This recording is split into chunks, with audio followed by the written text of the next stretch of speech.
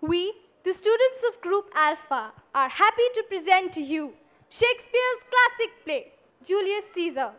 I, Ishani Sharma, the narrator, would like to introduce the characters of our play.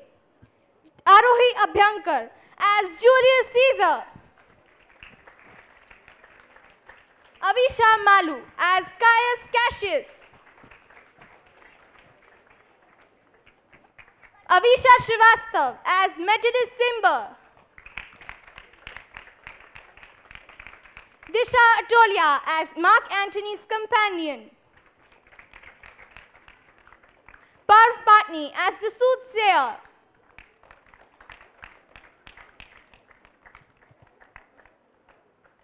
Prasad Kavtekar as Decius Brutus.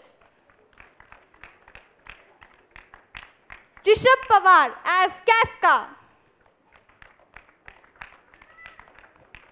Rohan Khurana as Marcus Brutus. Sakshi Agrawal as Trebonius. Samat Agrawal as Mark Antony. Shreya Chawla as Octavius's companion.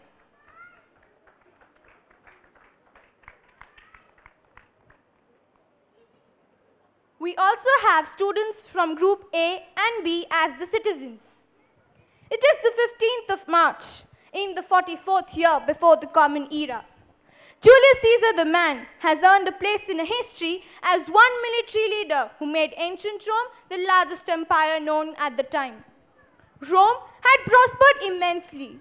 Thereafter, individual Romans had become very wealthy. Julius Caesar, the man, became a great hero to his people. Some important citizens of Rome had begun to fear the idea that he might become a dictator.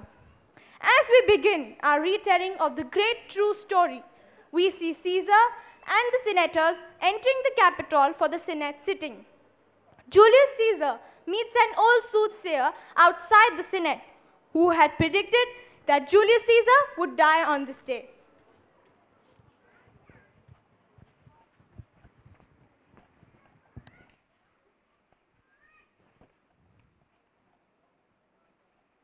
The Ides of March are come. Aye, Caesar, but not gone.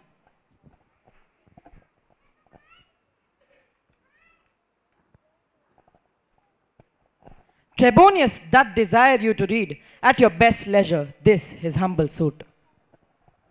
Casca, be sudden, for we fear prevention. Brutus, what shall be done if this be known? Cassius or Caesar shall never turn back, for I will slay myself. Cassius, be constant. Popilius Lina speaks now of our purpose. For look, he smiles and Caesar doth not change. Trebonius knows his time. For look you, Brutus, he draws Mark Antony out of the way. Where is Metellus Simba?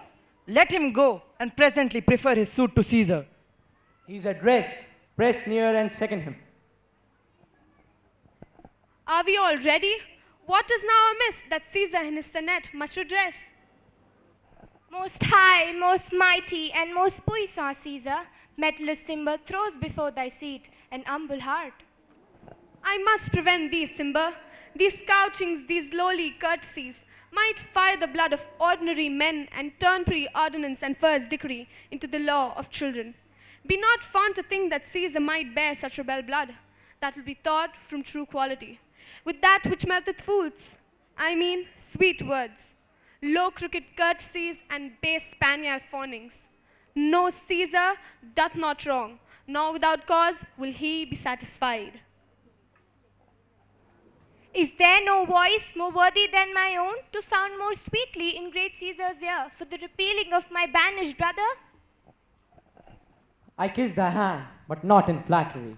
Caesar, desiring thee that Publius Simba may have an immediate freedom of repeal. What, Brutus? Pardon, Caesar, Caesar, pardon. As low to thy foot that Cassius fall to beg entrancement for Publius Simba. I could be well moved if I were as you. If I could pray to move, then prayers would move me. But I am constant as the northern star, of whose true fixed and resting quality. There is no fellow in the firmament. The skies are painted with unnumbered sparks. They are all fire, and every one that shine. But there's but one that holds its place. So in the world, 'tis furnished well with men.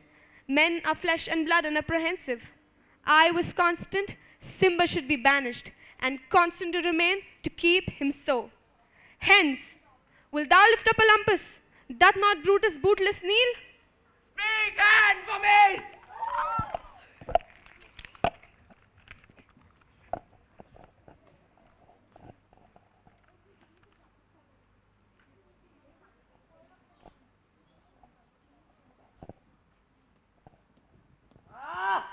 Et tu, Brute, then fall, Caesar.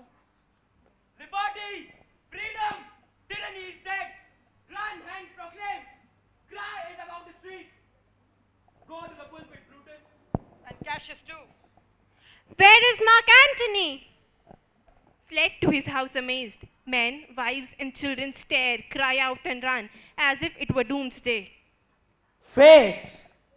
We will know your pleasures, that we shall die. We know it is but the time and drawing days out that men stand upon. Let us walk forth, even to the marketplace, and wearing our red weapons over our heads, let's all cry, peace, freedom, and liberty. Shall this our lofty scene be acted over in states unborn and accents yet unknown? How many times shall Caesar bleed in sport, that now on Pompey's basis lies a law, no worthier than the dust? So oft as that shall be, so often the not of us be called, the men who gave their country liberty. Aye, every man away, Brutus shall lead, and we will grace his heels with the most boldest and best hearts of Rome. Soft. Who comes here? A friend of Antony's. Thus, Brutus, did my master bid me kneel? Thus did Mark Antony bid me fall down, and being prostrate, thus he bade me say, Brutus is noble, wise, valiant, and honest. Caesar was mighty, bold, royal, and loving. Say I love Brutus, and I honor him. Say I feared Caesar, loved him, and honored him. If Brutus will vouchsafe that Antony may safely come to him, and be resolved how Caesar had deserved to lie in death, Mark Antony shall not love Caesar dead so well as Brutus living. So says my master Antony. Thy master is a wise and valiant Roman. I never thought him worse. Tell him, so please him to come on to this place.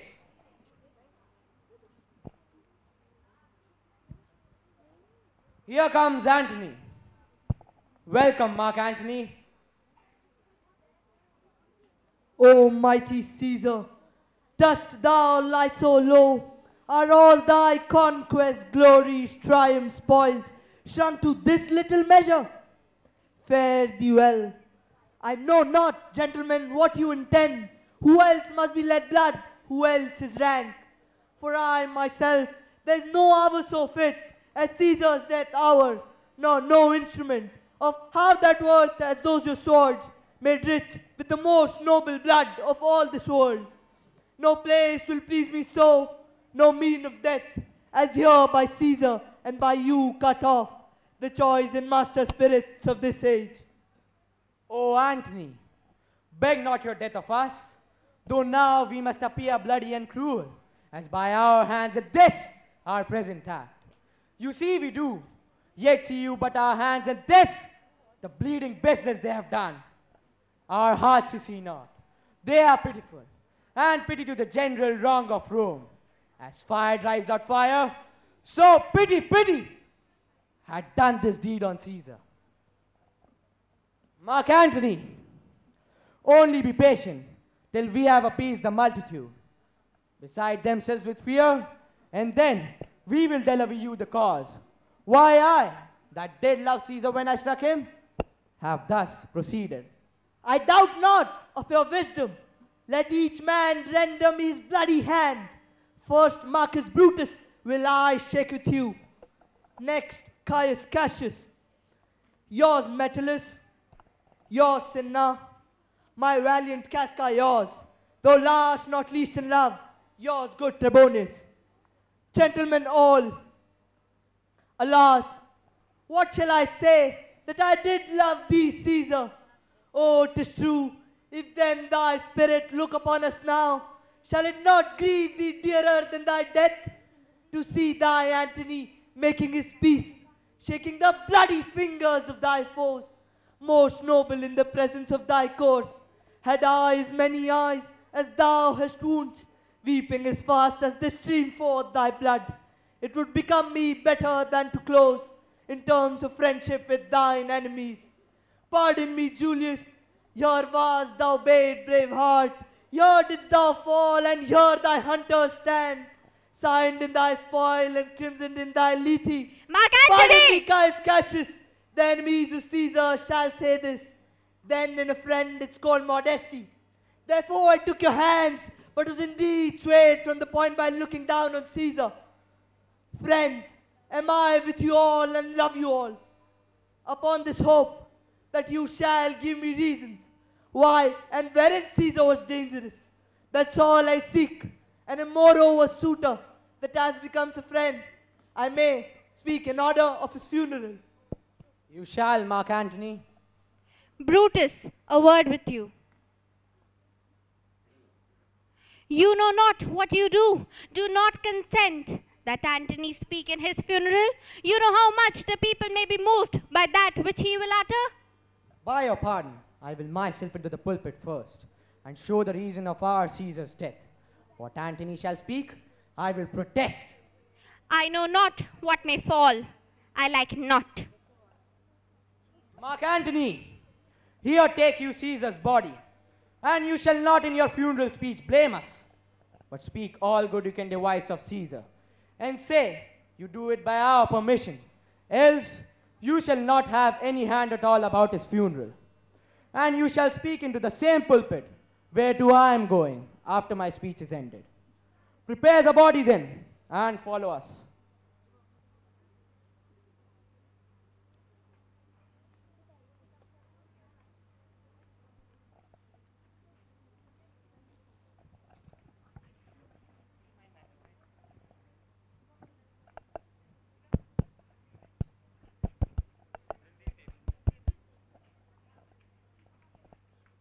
Oh, pardon me, thou bleeding piece of earth, that I am meek and gentle with these butchers. Thou art the ruins of the noblest man that ever lived in the tide of times. Woe to the hand that shed this costly blood. Blood and destruction shall be so in use, and dreadful objects so familiar. All pity choked with customer-felt deeds, and Caesar's spirit ranging for revenge, shall in these confines with a monarch's voice cry havoc, and let slip the dogs of war, that this foul deed shall smell about the earth with carrion men groaning for burial. You serve Octavius Caesar, do you not? I do, Mark Antony. Caesar did write for him to come to Rome. He did receive his letters and is coming, and bid me say to you by word of mouth, "Oh, Caesar!" Thy heart is big. Get thee apart and weep. Is thy master coming? He lies tonight within 7 leagues of Rome. Post back with speed, and tell him what hath chanced. Here is a morning Rome, a dangerous Rome. No Rome of safety for Octavius yet. Hie hence and tell him so.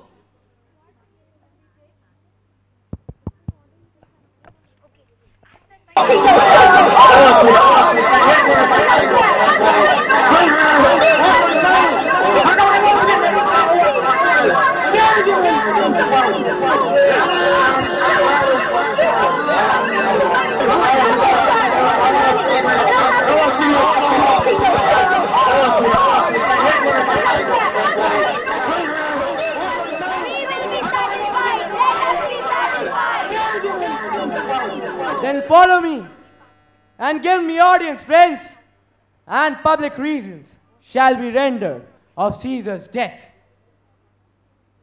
I will hear Brutus speak. The noble Brutus is suspended. Silence! Be patient till the last. Romans, countrymen, and lovers, hear me for my cause, and be silent, that you may hear. Believe me for mine honor, and have respect to mine honor, that you may believe. Censure me in your wisdom, and awake your senses, that you may the better judge. If there be any in this assembly, any dear friend of Caesar's, to him I say, that Brutus' love to Caesar was no less than his. If then that friend demand why Brutus rose against Caesar, this is my answer. Not that I loved Caesar less, but that I loved Rome more. Had you rather Caesar were living and die all slaves, than that Caesar were dead, to live all free men? As Caesar loved me, I weep for him. As he was fortunate, I rejoice at it. As he was valiant, I honor him. But as he was ambitious, I slew him. There is tears for his love, joy for his fortune, honor for his valor, and death for his ambition. Who is here so base that would be a bondman? If any, speak, for him have I offended. Who is here so rude that would not be a Roman? If any, speak, for him have I offended. Who is here so wild that would not love his country? If any, speak, for him have I offended. I pause for a reply. None, Brutus, none. None, Brutus, none. Then none have I offended. I have done no more to Caesar than you shall do to Brutus. The question of his death is enrolled in the Capitol, his glory not extenuated, wherein he was worthy, nor his offenses enforced, for which he suffered death.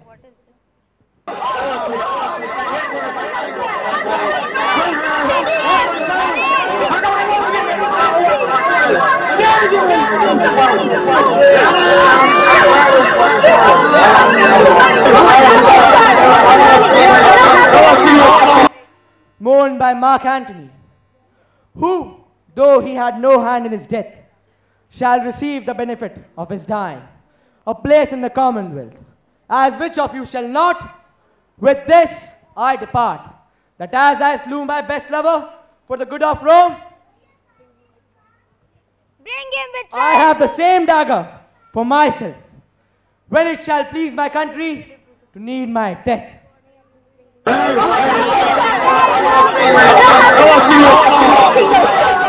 a statue with his ancestors. Let him be Caesar. Caesar's better part shall be crowned in Brutus. Bring him to his house with shouts and clamors.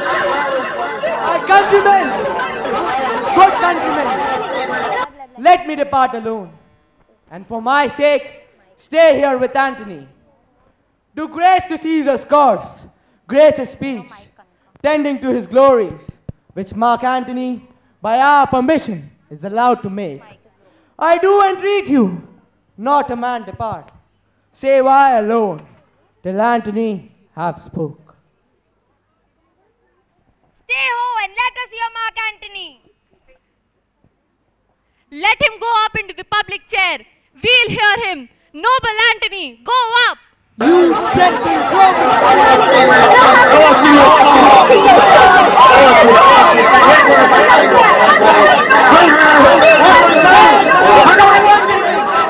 Lend me your ears. I come to bury Caesar, not to praise him. The evil that men do lives after them. The good deserve to interred with their bones. So let it be with Caesar. The noble Brutus had told you Caesar was ambitious. If it was so, it was a grievous fault, and grievously had Caesar answered it. Here under the leave of Brutus and the rest, for Brutus is an honorable man, so are they all honorable men. come I to speak in Caesar's funeral. He was my friend, faithful and just to me. But Brutus says he was ambitious, and Brutus is an honorable man. He hath brought many captives home to Rome, whose ransoms did the general coffers fill. Did this in Caesar seem ambitious? When that the poor have cried, Caesar hath wept. Ambition should be made of sterner stuff. Yet Brutus says he was ambitious, and sure he is an honorable man. You all did see this on the Lupercal. I thrice presented him a kingly crown, which he did thrice refuse. Was this ambition? But Brutus says he was ambitious, and Brutus is an honorable man. I speak not to disprove what Brutus spoke, but here I am to speak what I do know. You all did love him once, not without cause. What cause withholds you then to mourn for him? O judgment, thou art fled to brutish beasts, and men have lost their reason. Bear with me, my heart is in the coffin there with Caesar, and I must pause till it come back to me. I think there is much reason in his saying. If thou consider rightly of the matter, Caesar has had great wrong. Has he, masters? I fear they will of worse come in his place. Poor soul! His eyes are red! I am it weeping! There is not a nobler man in Rome than Antony. But yesterday, the word of Caesar might have stood against the world, and now lies he there, and none so poor to do him reverence. O masters, if I were disposed to stir your hearts and minds to mutiny and rage, I should do Brutus wrong and Cassius wrong, who you all know are honorable men. I will not do them wrong. I rather choose to wrong the dead, to wrong myself and you, than I will wrong such honorable men. Then make a ring about the corpse of Caesar.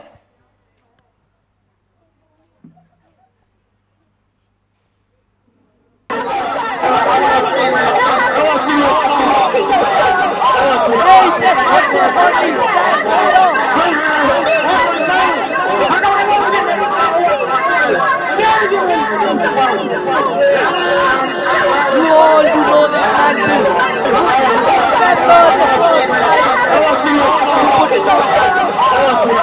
Judge, oh you gods, how dearly Caesar loved Brutus. This was the most unkindest cut of all.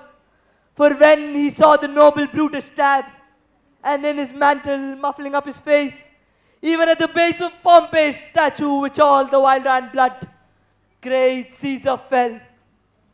Oh, what a fall was there, my countrymen! Then I, and you, and all of us fell down, whilst bloody treason flourished o'er us. Oh, now you weep, and I perceive you feel the dint of pity. These are gracious drops.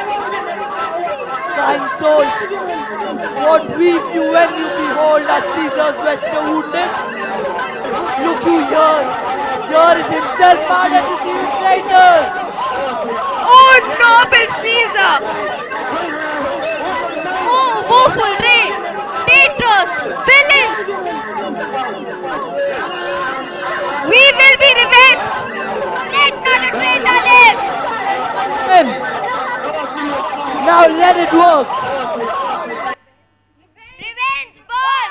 Seek, fire, Kill, slay! Not a traitor live! Mischief, thou art afoot. Take thou what course thou wilt.